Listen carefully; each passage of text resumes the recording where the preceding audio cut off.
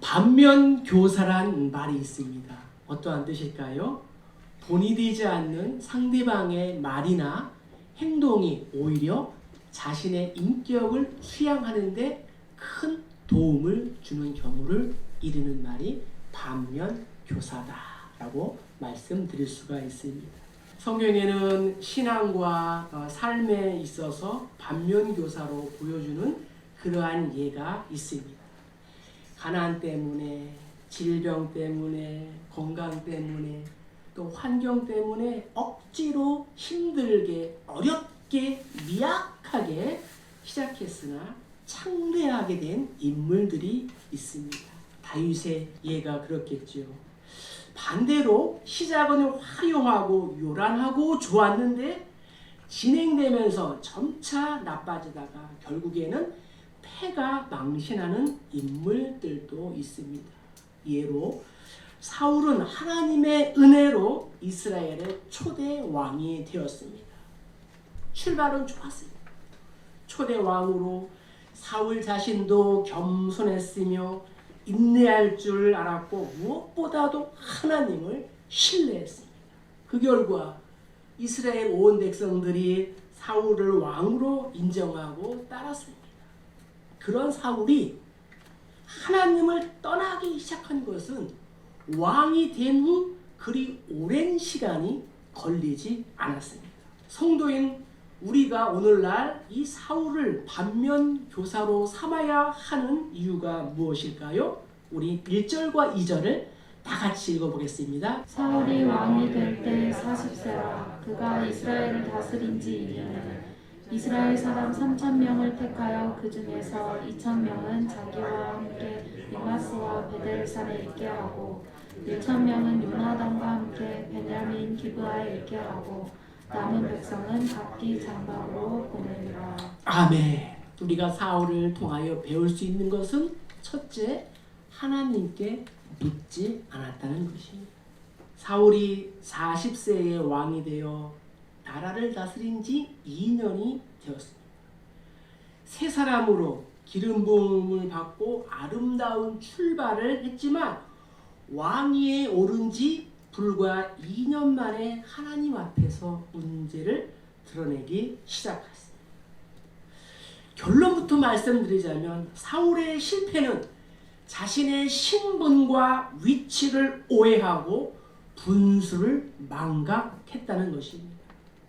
성경은 이스라엘의 왕이 된 자는 하나님이 아닌 이 군사력을 의지하기 위하여 말을 많이 확보하지 말라.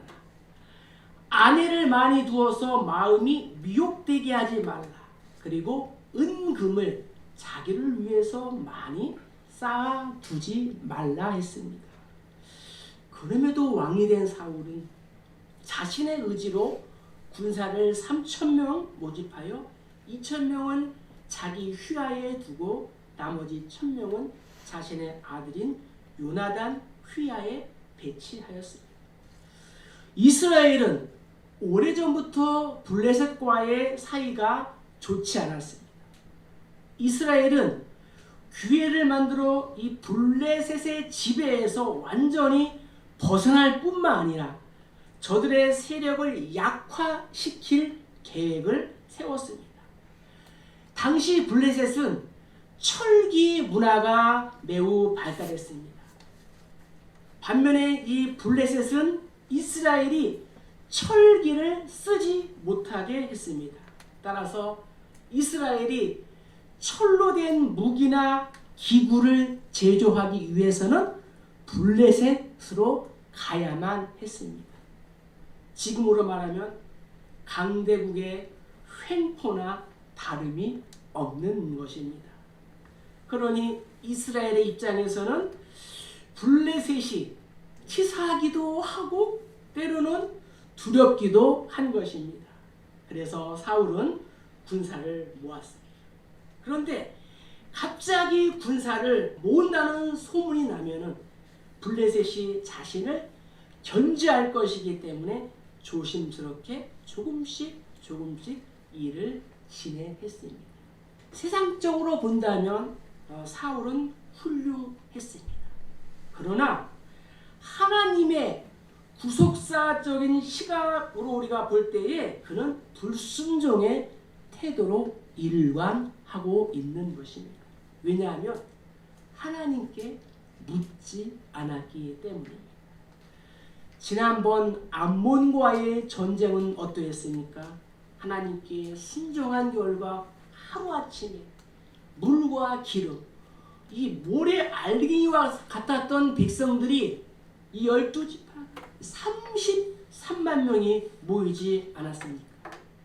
사무엘의 경우에도 블레셋과의 이 미스바 전투에서 하나님께 묻고 금식하고 전쟁함으로 승리를 하였습니다. 위대한 성군 다윗의 위대한 점은 무엇이에요? 매사에 하나님께 묻고 하나님께 여쭈었다는 사실입니다. 그런데 사울은 하나님께 묻지 않고 자기 사람, 자기 세력, 자기 군사를 키우기 시작한 것입니다. 그리고 결국에는 아들인 요나단이 1000명의 군사로 블레셋을 공격했습니다. 이 요나단의 무모한 도전이 블레셋의 심기를 건드려서 전면전으로 확산이 되어 사울도 전쟁에 나설 수밖에 없게 되었습니다.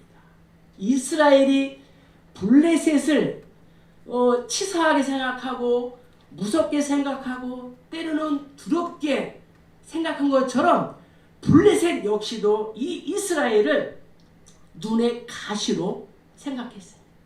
33만 명의 이 군사로 암몬을 물리치고 왕을 세우더니 점점 나라의 모양을 갖추어가는 것이 불쾌했습니다.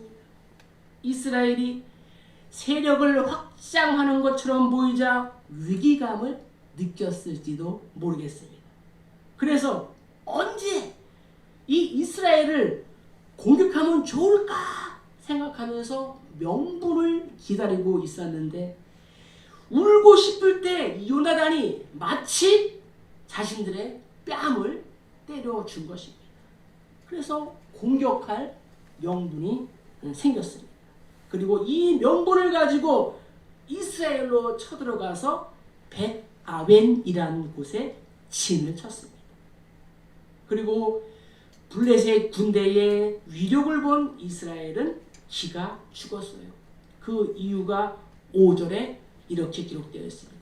블레셋 사람들이 이스라엘과 싸우려고 모였는데 병거가 3만이요 마병이 6,000명이요 백성은 해변의 모래같이 많더라. 그들이 올라와 베델과 동쪽 문하세에 진치네. 아멘. 병거가 3만 명, 마병, 말탄 군사가 6천, 백성이 해변에 모래와 같이 많았다라고 기록하고 있습니다. 반면에 이스라엘의 군대는 그의 10분의 1도 안 되는 겨우 3,000명이었다. 교회도 마찬가지. 사탄 마귀가 싫어하는 것은 교회가 부흥하고 성도들이 하나가 되고 또 말씀으로 합력하는 것입니다. 그런데 사탄 마귀는 그것을 볼 수가 없어요. 그래서 무슨 수를 써서라도 질투 마귀를 이용해서, 질병 마귀를 이용해서, 불순종 마귀를 이용해서, 때로는 섭선 마귀를 이용해서 다양한 각종 방법으로 교회와 성도들을 공격하는 것입니다. 사탄 마귀가 하는 일을 성경은 이렇게 말씀합니다. 첫째, 하나님의 말씀을 의심하고 불순종하게 한다는 거예요.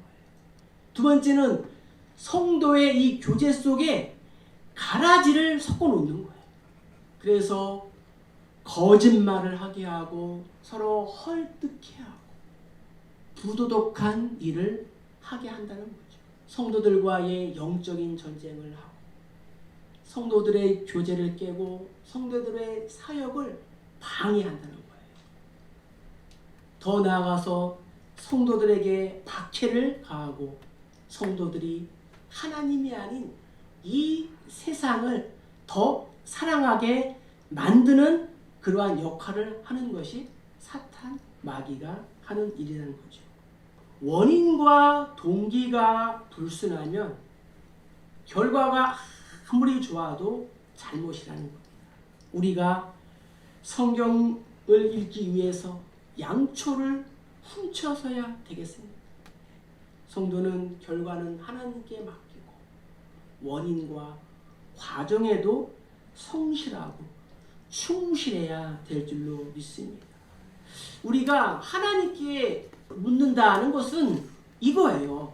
하나님의 절대 주권을 인정한다는 거예요. 모든 것이 하나님께 속해 있다는 것을 인정하는 것입니다. 고백하는 것입니다.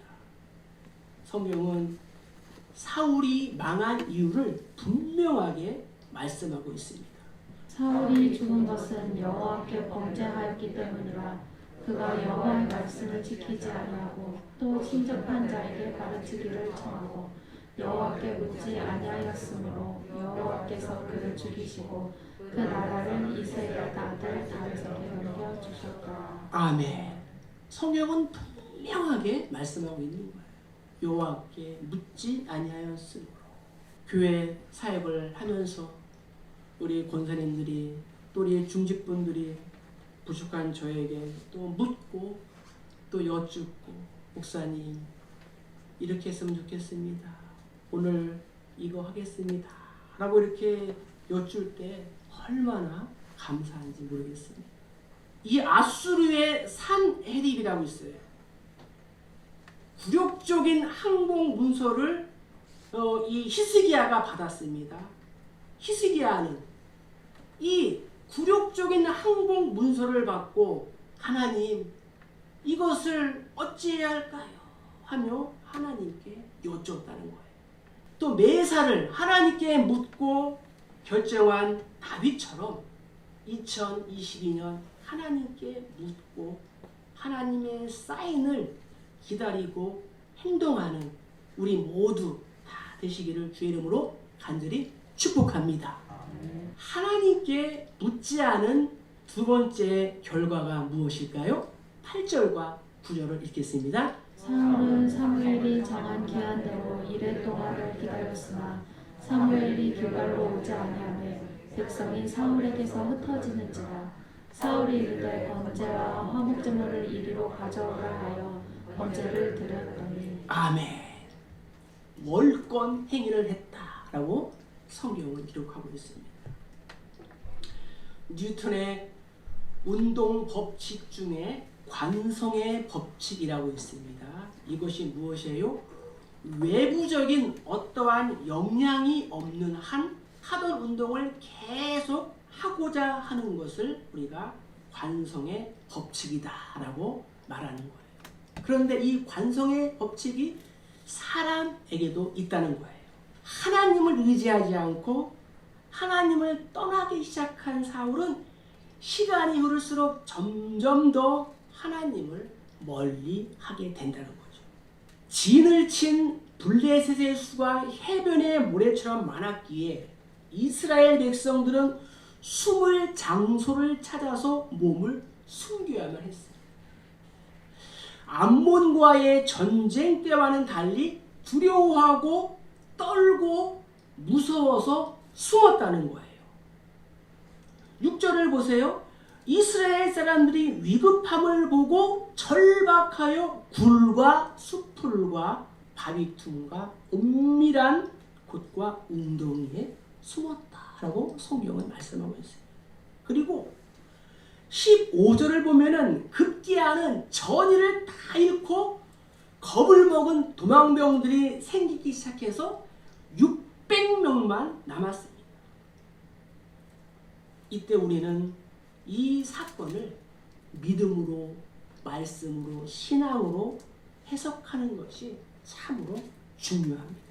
블레셋이 진을 친 곳이 어디예요? 벳아웬. 벳아웬은 우상의 집, 악의 집이라는 뜻이 담고 있습니다. 그러니까 이스라엘이 하나님께 순종하지 않고 우상을 섬기니까 그 우상을 끊어내기 위해서 블레셋이 쳐들어온 거예요. 이스라엘에 있는 우상을 부수려고 블레셋이 대신 수고를 하고 있는 것입니다. 그러니까 위기가 오면은 올 일이 왔구나 하고 생각하면 됩니다. 어떠한 사건이 다가오면 나를 직면하고 하나님의 말씀에 순종하고 낮아지면 영적인 블레셋과의 전쟁에서 이기는 것입니다. 그런데 반대로 블레셋은 나쁜 놈이야 이렇게 말하면서도 내가 싸우지도 않고 숨기만 한다면 그 전쟁은 백전백패를 하게 되는 것입니다. 설교를 아무리 많이 듣고 산전수전, 공중전, 육박전을 치르며 지금까지 오고 말씀을 눈으로 수백 번 읽고 수천 번 이 귀로 들었다 해도 이 말씀이 나와는 상관이 없게 되는 것입니다. 따라서 내 삶의 영적 전쟁이 발생하면 먼저 자신을 돌아보아야 하는 것입니다.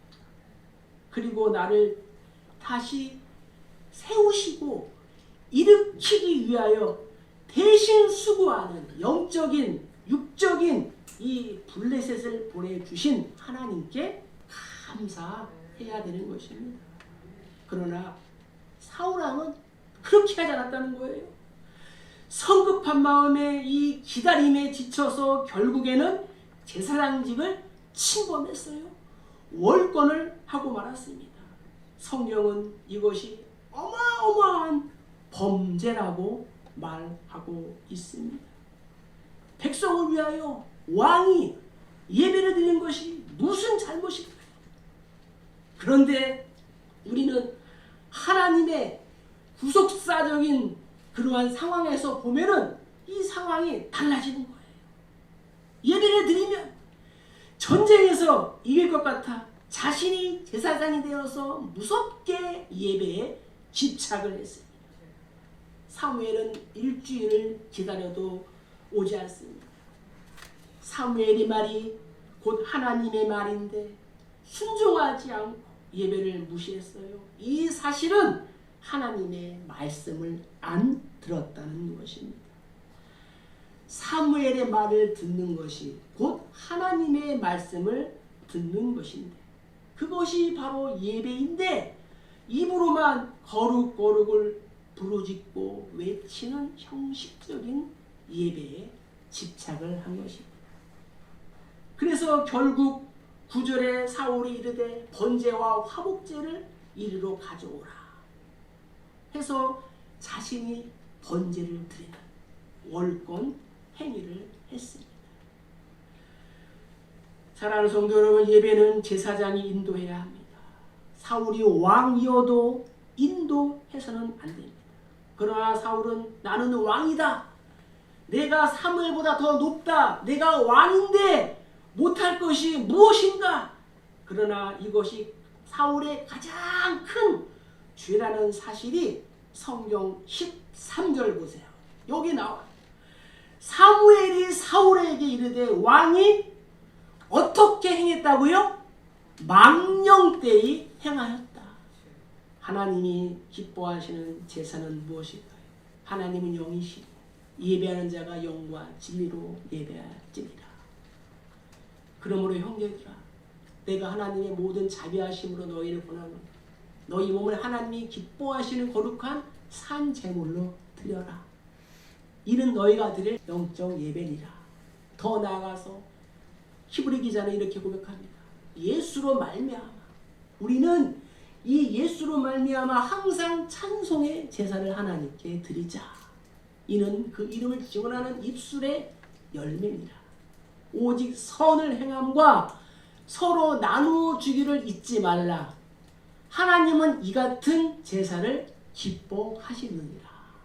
영과 진리로 하나님을 예배하고 나의 몸을 하나님이 기뻐하시는 거룩한 산제물로 드리고 찬송의 제사를 드리며 선을 행하고 서로 나누어 주기를 좋아하는 것. 이것이 뭐예요? 하나님이 기뻐하시는 예배다. 제사다. 라고 성경은 말씀하고 있습니다. 가인을 보세요. 가인은 예배를 가볍게 여겨서 그에게는 재물만 있고 영과 진리는 없는 예배를 드렸다가 응답도 받지 못하고 불신앙, 악인, 살인자의 오명만을 영원히 뒤집어 쓰게 되었습니다. 솔로몬은 전도서에서 우리에게 이렇게 권면합니다. 너는 하나님의 집에 들어갈 때에 내 발을 삼갈지어다.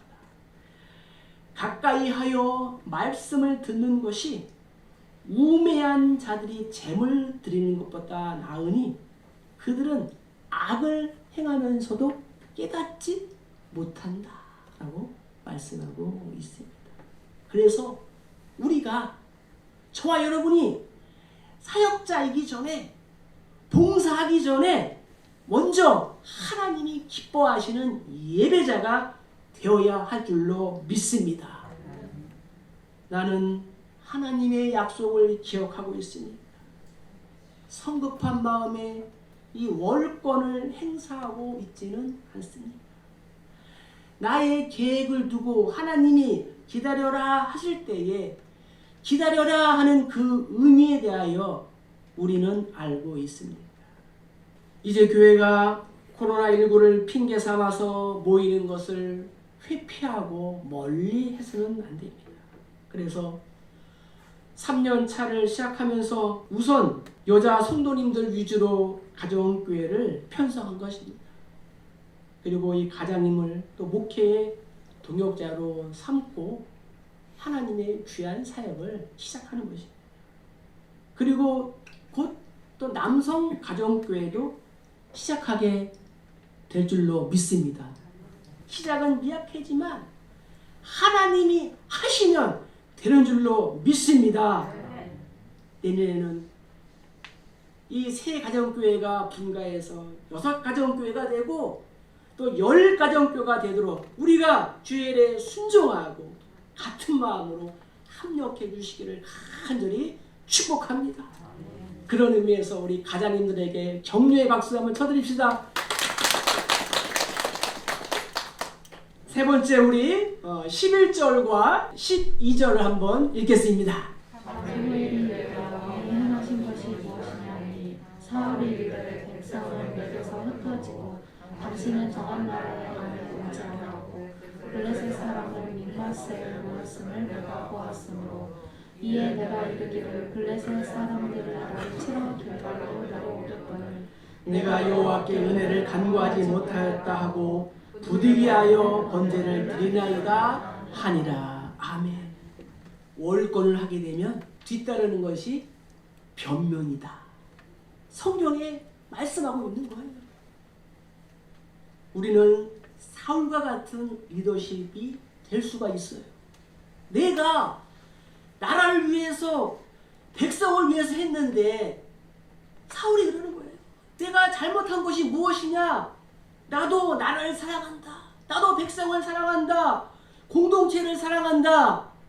백성들이 내게서 흩어지고 당신은 정한 날에 오지 않고 블레셋 사람들은 해변에 모래와 같이 모였으니 어떻게 하겠냐? 사울의 말만 보면 그럴듯한 변명입니다. 사무엘이 정한 기간에 오지 않은 것 같이 보입니다.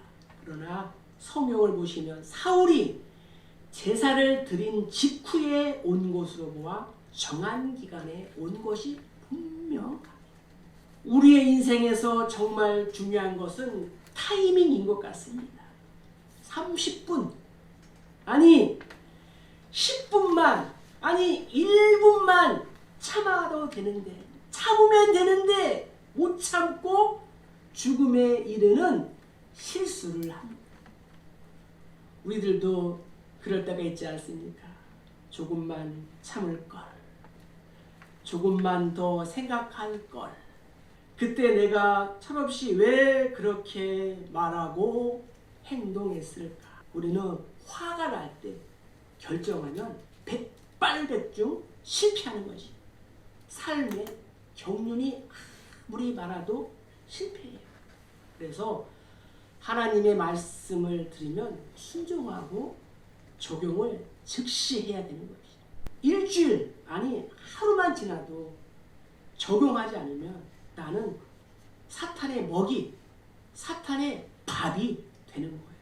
지난주 설교에서 나의 상황에 소용돌이가 치는 이 태풍과 고난 속에서도 불평하지 않고 원망하지 않고 시기하지 않으며 성실을 먹을거리로 삼고 나의 길을 여호와께 맡기며 소망 중에 기대하고 기다리자 하는 말씀에 내가 적용한 것은 과연 무엇입니까?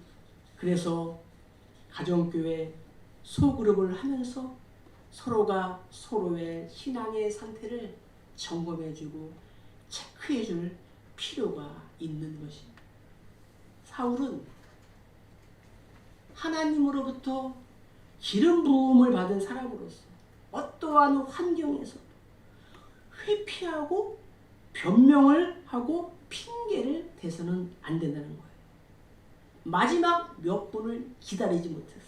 그래서 신앙은 우리에게 끝까지 기다리는 인내를 요구하는 것입니다. 욥은 인내의 화신과 같은 사람이었어요. 인간으로는 도무지 견디기 힘든 이 고난 속에서도 하나님의 손길을 기다리며 인내했습니다. 그리고 그 결과 갑절에 좋은 결말을 보았습니다. 엘리야는 어떠할까요?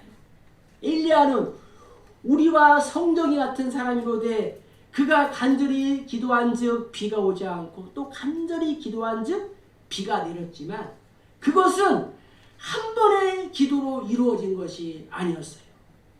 이 머리를 무릎 사이에 넣고 7번 기도해서 마침내 응답을 받은 것입니다. 나만의 경우도 마찬가지예요. 예수님께서는 이 엘리사 시대의 이스라엘에도 수많은 나병 환자가 있었음에도 불구하고 오직 이방인인 이 나만 홀로 깨끗하게 치유를 받았다라고 말씀하셨습니다. 왜 그럴까요? 나만은 엘리사가 말한 대로 요단강물에 7번 들어갔다 나왔다를 반복함으로써 고침을 받게 된 것입니다. 사랑하는 성도 여러분, 오늘이 하나님의 응답을 받는 그 7번째 날 되시기를 간절히 축복합니다. 물은 99도에 안 끓어요. 100도가 돼야 물은 끓습니다. 예수님은 자신의 전부를 나를 위하여 100% 주셨어요. 예수님이 98%, 99% 주신 게 아니에요. 100%를 쏟아주셨어요. 죽기까지. 이제는 저와 여러분들의 차례인 줄 믿습니다. 저도 교회에서 어떠한 결정을 내리기 전에 생각하고 묵상을 하는 거예요. 교회와 성도의 유익을 먼저 구하기 때문에 끊임없이 고민하고 기도하고 묵상하고 또 물어보는 것입니다. 사랑하시는 성도 여러분들, 순종이 제사보다 먼저인 줄 믿습니다. 무엇에 순종해야 합니까? 바로 위 질서예요. 사울의 위 질서는 사무엘이며 사무엘의 위 질서는 하나님이신 줄 믿습니다.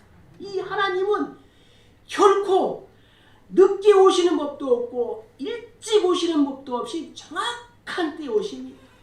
그래서 전도서 기자는 이렇게 얘기했어요. 천하에 검사와 기한이 있고 모든 목적이 이를 때가 있나니. 하박국 2장 3절. 이 묵시는 정한 때가 있나니 그 종말이 속히 이르겠고 결코 거짓되지 아니하리라. 비록 더딜지라도 기다리라. 지체되지 않고 반드시 응하리라. 아멘. 그런데 사람은 비슷한 때를 말하는 거예요. 우리는 정확한 때와 비슷한 때를 분별할 수 있어야 돼요. 구별할 수 있어야 돼요. 우리는 인생을 살아가면서 순간순간의 일들이 나의 시간표대로 되지 않습니다. 그래서 참고 기다리는 것이 어렵습니다. 많이 급해요. 그래서 30분을 못 참고 10분을 못 참고 3분을 못 참고 1분을 못 참고 분을 내고 성을 내고 도장을 찍고 사표를 내며 구원을 하는 일을 우리가 그르치게 하는 거예요. 그래서 우리는 구원을 위해 살아요. 슬픔도 참고 수치도 참고 무시를 받아도 참아야 할 줄로 믿습니다. 수치에 넘어가고 무시에 넘어가고 자존심에 넘어가고 그래서 회사에 사표를 내고 또 도장을 찍게 되면은 실패하는 거예요. 성도인 우리는 오늘부터 부득이하게 오죽하면 이러한 말을 하지 않기를 축복합니다. 그럴 수밖에 없었다라는 변명도 하지 말아야 합니다. 물론 참고 인내하다가 우리가 먼저 천국에 갈 수도 있습니다. 그럼에도 불구하고 우리는 성도는 아니 나는 사울을 반면교사로 삼아 하나님께 묻고 여쭙고 월권 행위를 하지 않고 또 변명하지 않고 기다려야 할 줄로 믿습니다. 오늘 말씀의 결론은 이거예요. 13절 14절 읽겠습니다. 왕의 나라가 길지 못할 것이며 여호와께서 명령하신 것을 지키지 아니하였기에 여호와께서 그의 마음에 맞는 사람을 구하여 그를 그의 백성의 지도자로 삼을 것이라. 아멘. 한마디로 말씀드립니다. 촛대를 옮기겠다는 것입니다. 사랑의 하나님은 그럼에도 불구하고 이 사울을 즉시로 심판하지 아니하시고 무려 40년 동안 기다리셨습니다. 오늘 말씀을 이렇게 적용해 보겠습니다. 2022년 하나님 나의 매사와 범사의 출입과 계획을 하나님께 묻고 여쭈겠습니다. 말씀보다 기도보다 성령보다 앞서지 않겠습니다. 월권 행위를 하지 않겠습니다.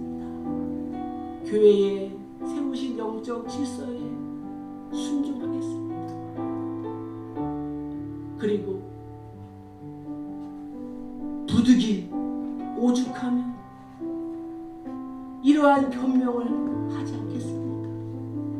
나의 약점을 인정하고 고백하고 내가 소망 중에 하나님을 기다리겠습니다. 우리 모두 이 사울을 반면 교사로 삼아서 승리하고 또 형통하여 나를 살리고 이웃을 살리고 일터를 살리고 가정을 살리고 나라와 민족을 살리는 우리 모두 다 되시기를 주님의 이름으로 간절히 축복합니다.